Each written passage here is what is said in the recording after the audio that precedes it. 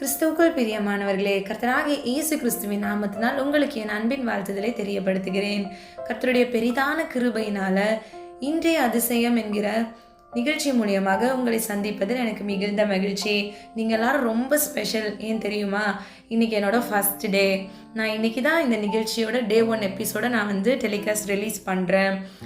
நீங்கள் எல்லோரும் எப்படி இருக்கீங்க? நல்லா இருக்கீங்களா? சோர்ந்து போயிருக்கீங்களா? உற்சாகமாக இருக்கீங்களா? இந்த காலை வேளையில் நான் தியானிக்கும் பொழுது கர்த்தர் உங்களுக்காக என்னிடத்தில் பேசின வசனத்தை நான் உங்ககிட்ட ஷேர் பண்ணணும்னு விரும்புகிறேன். 1 கொரிந்தியர் 10வது அதிகாரம் 13வது வசனம். மனுஷருக்கு நேரிடுகிற சோதனையே அல்லாமல் வேறு சோதனை உங்களுக்கு நேரிடவில்லை. தேவன் உண்மையுள்ளவராய் இருக்கிறார். ஹல்லேலூயா. உங்கள் திராணிக்கு மேலாக நீங்கள் சோதிக்கப்படுகிறதற்கு அவர் இடம் கொடாமல் சோதனையை தாங்கத்தக்கதாக சோதனையோடு கூட அதற்கு தப்பிக்கொள்ளும்படியான போக்கையும் உண்டாக்குவார். ஹல்லேலூயா. பிரியமானவர்களே, இன்னைக்கு நீங்க விசுவாசிக்கிறீங்களா? உங்களுடைய வாழ்க்கையில வரக்கூடிய எல்லா சோதனைகளையும் கர்த்தர் அதை தப்பும்படியாக ஒரு போக்கை, ஒரு வழியை உங்களுக்கு உண்டாக்குறவரா இருக்கிறாரு. அது மாத்திரமல்ல, தேவன் உண்மை உள்ளவரா இருக்கிறார். ஆமீன். ஹல்லேலூயா. விசுவாசிக்கிறீங்களா?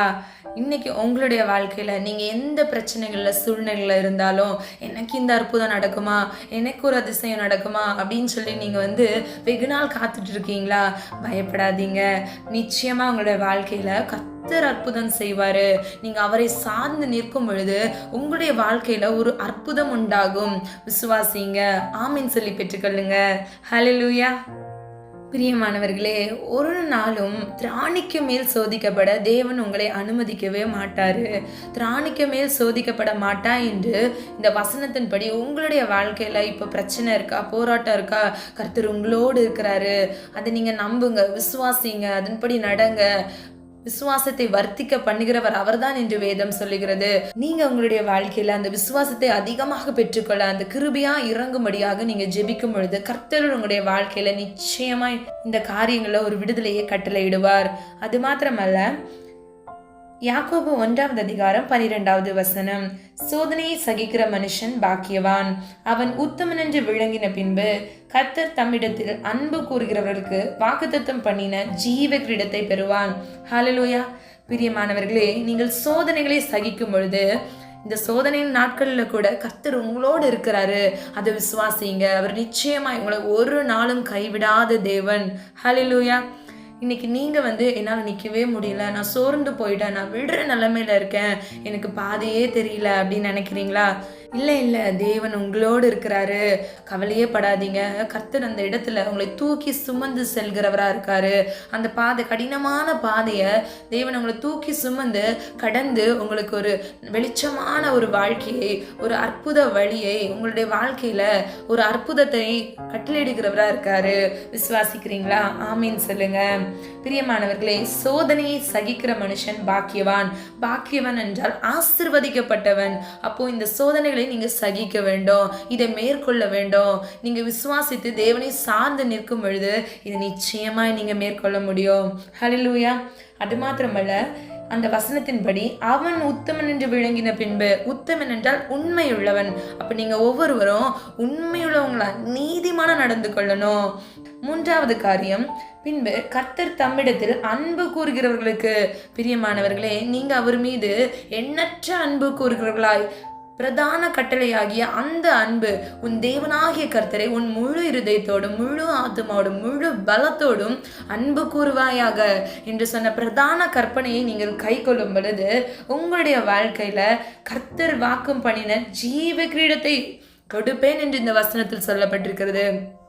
நிச்சயமாக இன்னைக்கு நீங்க விசுவாசிச்சீங்கன்னா, இன்னைக்கு இருக்கிற பாடம் நீங்க மேற்கொண்டு வந்தீங்கன்னா, உங்களுடைய வாழ்க்கையில ஒரு அற்புதத்தை சுதந்திரித்து கொள்ள கர்த்தர் நிச்சயமா உங்களுக்கு உதவி செய்வார். நம்ம ஜெபிக்கலாமா? அன்பின் பிதாவே, அப்பா, இன்று என்னோடு இணைந்திருக்கிற ஒவ்வொருவருக்காக ஜெபிக்கிறேன் ஆண்டவரே.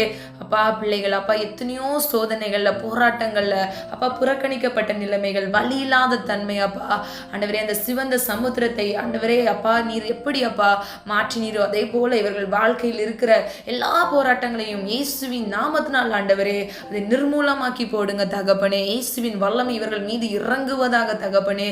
இன்றிலிருந்து இவர்கள் வாழ்க்கையில் ஒரு விடுதலை கட்டளையிடும்படியாய் ஜெபிக்கிறேன். இயேசுவின் வல்லமையோட நாமத்தினால் ஜெபிக்கிறேன் தகப்பனே. அது மாத்திரமல்ல அப்பா, நீர் வாக்கு கொடுத்த அந்த ஜீவ கிரீடத்தை பெற்றுக்கொள்ள ஒவ்வொரு பிள்ளைகளையும் தகுதிப்படுத்துவீராகப்பா. தோல் மீது ஆண்டவரே இந்த சோதனைகளை சகித்தக்க ஆண்டவரே நீர் தோல் மீது சுமந்து செல்லுங்கப்பா. ஆற்றுங்க, தேற்றுங்க, அப்படி தழும்புகளால் இயேசுவின் நாமத்தினால் சுகப்படுத்துவீராகப்பா. வேதனையோடு பார்த்து கொண்டிருக்கிறாங்களா? எனக்குன்னு யார் இருக்கா, எனக்குன்னு யார் இருக்கா அப்படின்ற கேள்வி அவங்களுக்குள்ள இருக்கா? நான் இன்னைக்கு நிச்சயமா சொல்றேன், இயேசு உங்களோடு இருக்கிறாரு. உங்களுக்கு இயேசு இருக்கிறாரு. அவரை பற்றி கொள்ளுங்க, பிடித்து கொள்ளுங்க. தாய் தகப்பன் உங்களை மறந்தாலும், உற்றார் உறவினர்கள் உங்களை மறந்தாலும், என் ஜீவனுள்ள தேவன் கர்த்தராகிய இயேசு கிறிஸ்து உங்களை மறவாதவர். அவர் உண்மையுள்ள தேவனாய் இருக்கிறார். உங்களை இன்னைக்கு ஆற்றுவார், தேற்றுவார் என்று விசுவாசிக்கும் பொழுது கர்த்தர் இவர்களுடைய வாழ்க்கையில் நிச்சயமாக ஒரு அற்புதத்தை கட்டளையிடும்படியாய் ஜெபிக்கிறேன் ஆண்டவரே. அப்பா, நீர் அதிசயமானவர், நீர் அற்புதத்தின் தேவன் அப்பா. உம்முடைய பிள்ளைகளுக்கு கர்த்தர் தாமே அப்பா அந்த ஜீவ கிரீடத்தை பெற்றுக்கொள்ள, இந்த சோதனைகளை சகிக்க இயேசுவின் நாமத்தினால் ஒரு கிருபை உண்டாவதாக. காலை தோறும் உடைய கிருபை புதிதாக இருக்கும் என்று சொன்னீங்களேப்பா. நாங்க விசுவாசத்தை ஜெபிக்கிறோம் அப்பா. பிள்ளைகளின் கண்ணீரை இயேசுவின் ரத்தத்தின் வல்லமையினாலப்பா அந்த கண்ணீரை ஆனந்த மகிழ்ச்சியாக, ஆர்ப்பரிப்பின் சத்தமாக ஒரு ஜெயபலமானவர் இவர்களோடு இருந்து எல்லாவற்றையும் சம்பூர்ணமாய் செய்து முடித்ததற்காக நன்றி செலுத்துகிறேன் ஆண்டவரே. அப்பா, கர்த்தரை சார்ந்து நிற்கும் பொழுது இவருடைய வாழ்க்கையில் எல்லாவற்றிலும் ஜெயத்தை இயேசுவின் நாமத்தினால் கட்டளையிடுங்கப்பா. உமது கருத்தில் எல்லாவற்றையும் ஒப்பு கொடுக்கிறேன், தாழ்த்துகிறேன், வெறுமையாக்குகிறேன். நான் ஜெபித்த எல்லா ஜெபங்களுக்கும் ஆமேன் என்றும் ஆமேன் என்றும் நீர் பதில் கொடுத்து விட்டீர். அதற்காக நன்றி செலுத்துகிறேன் அப்பா.